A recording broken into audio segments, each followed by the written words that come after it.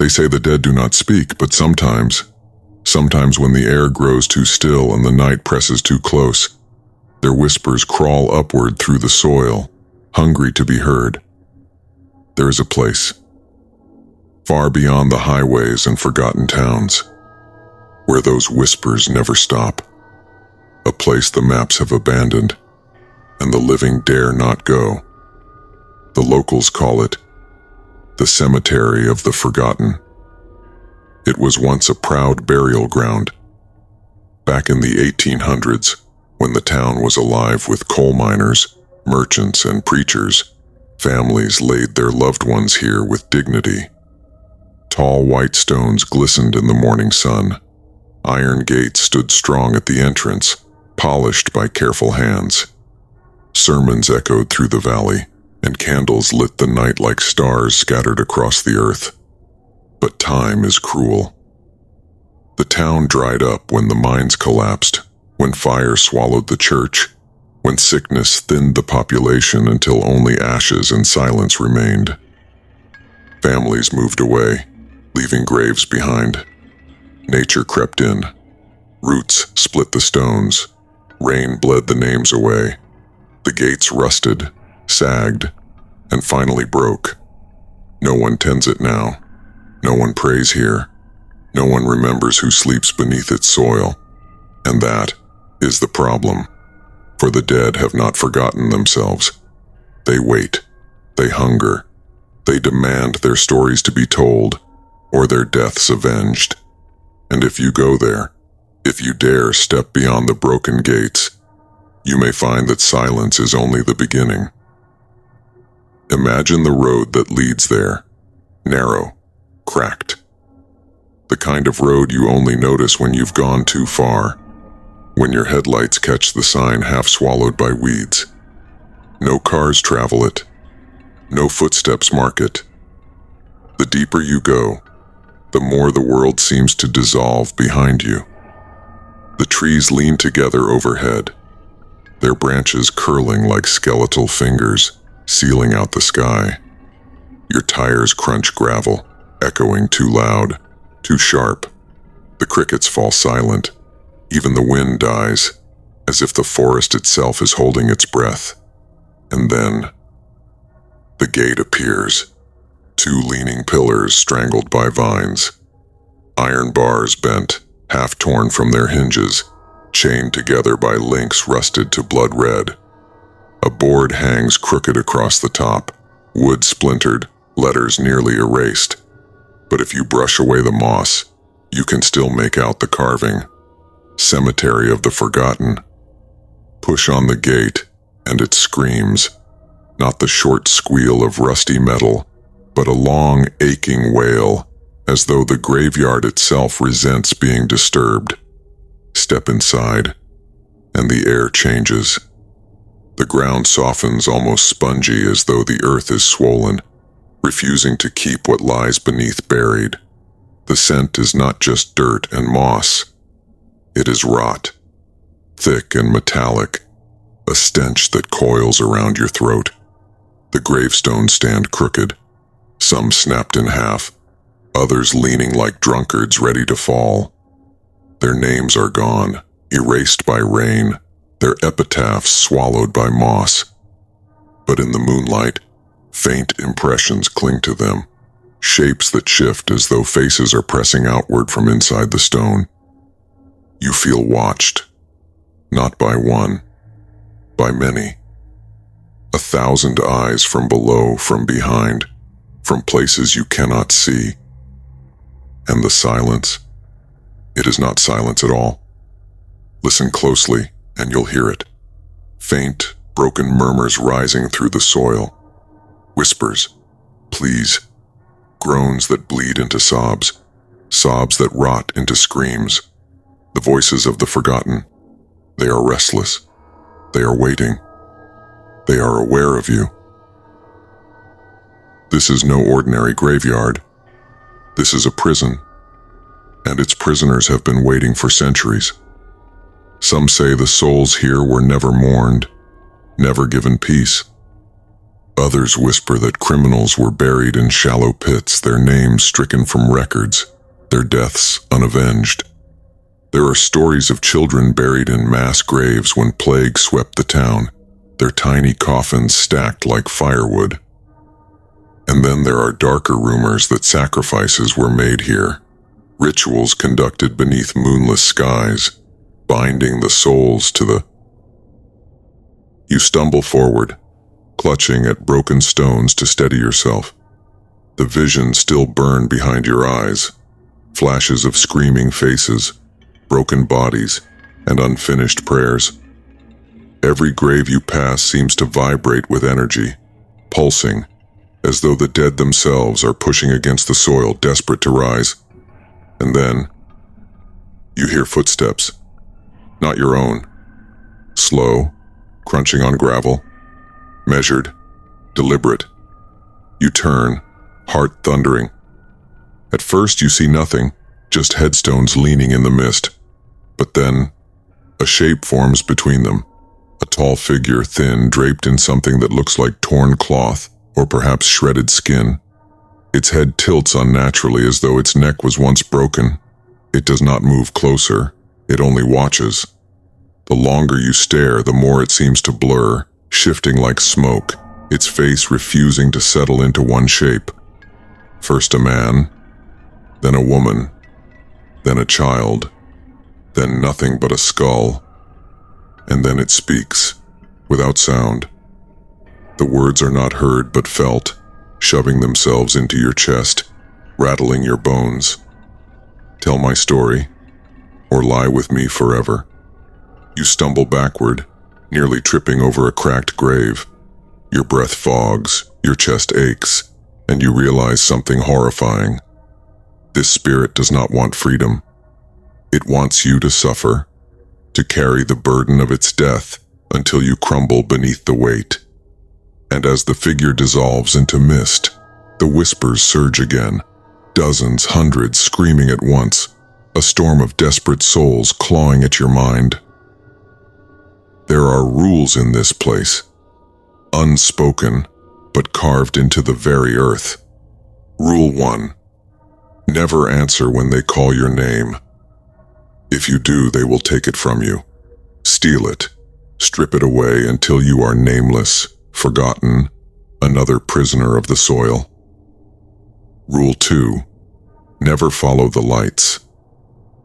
They appear in the distance sometimes, soft, flickering orbs, like lanterns swinging in the wind.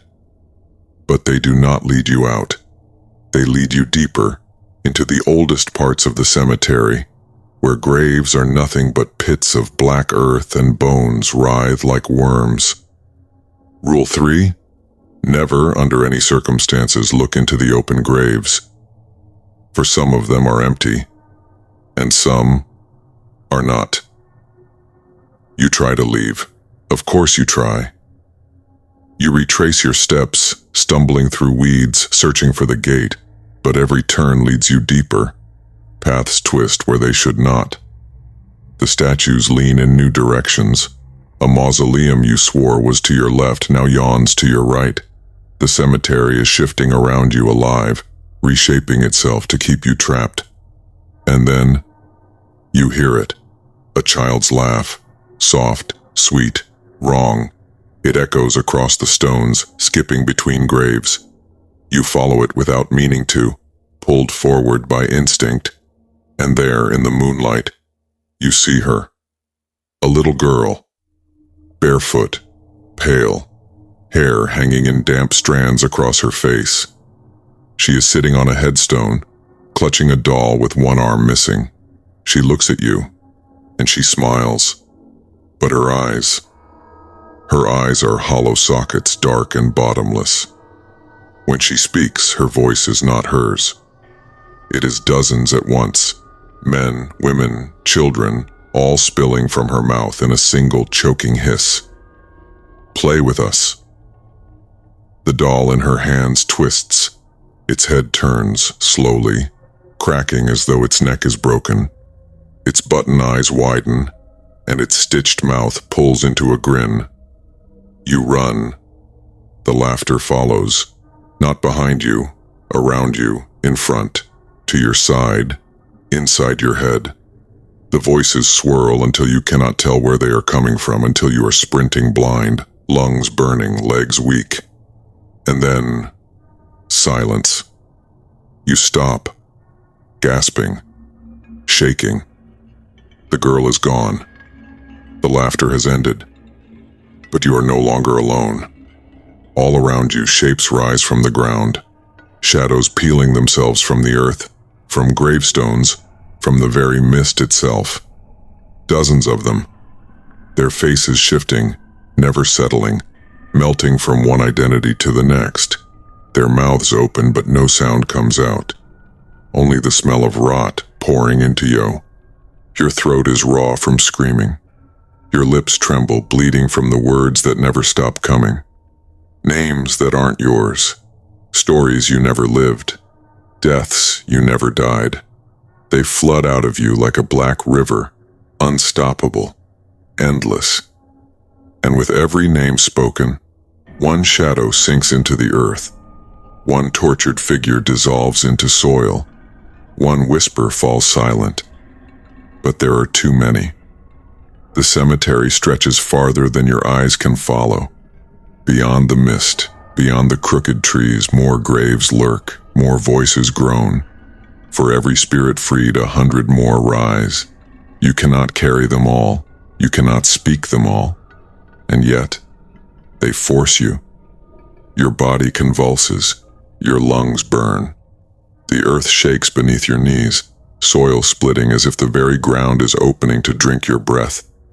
The statues lean closer, their stone faces bending into grotesque shapes, mouths opening in mockery of your own. Angels with broken wings sneer at you. Crosses tilt, snapping like bones.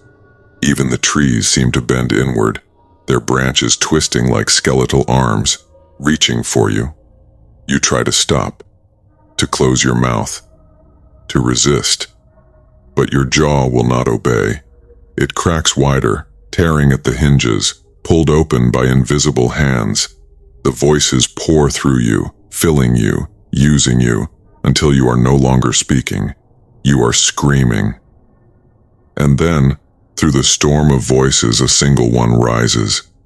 Clear, strong, commanding. A woman's voice. Tell mine first. Your vision snaps white. You see her death in a rush, fire swallowing her home, her children screaming as the roof collapses. You feel her arms raw and bleeding as she digs through burning wood trying to reach them. You feel her lungs tear as smoke drowns her. And then you feel the silence of being buried here, nameless, storyless, forgotten. The agony slices through you, and for a moment you are her. And then you are not.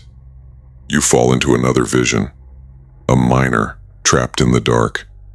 His legs crushed, his fingers bloody from clawing at stone. You feel his lungs fill with dust, his throat closing, his heart slowing as the earth tightens around him. His last thought before death. Will anyone know I was here? Then another. A boy, no older than 12, coughing blood into a rag as sickness devours him. His parents gone.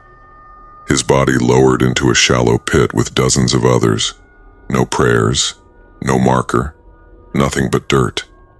The visions pound into you, one after another, 1,000 lives flooding your veins, 1,000 deaths boiling in your chest. You cannot bear it, but you must, because now you understand.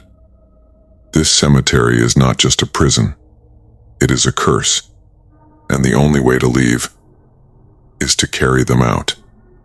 You stumble to your feet, blood running from your nose, your ears ringing with screams. The shadows close in, surrounding you, pressing tight, their eyes hollow, their mouths gaping. They do not speak now. They only wait.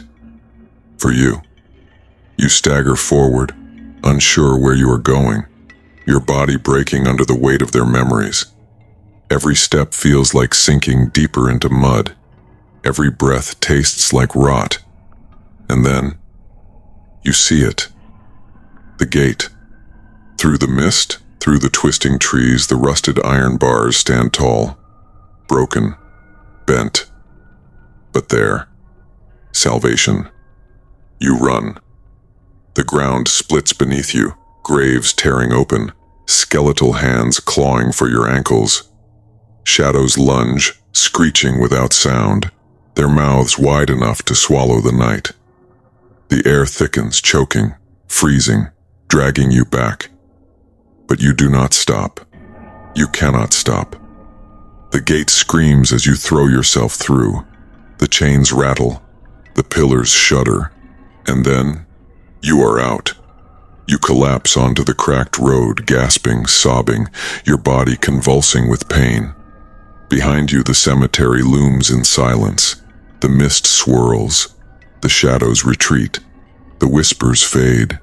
It is over, or so you think. Days later, when you return to the safety of your home, you notice it. The whispers.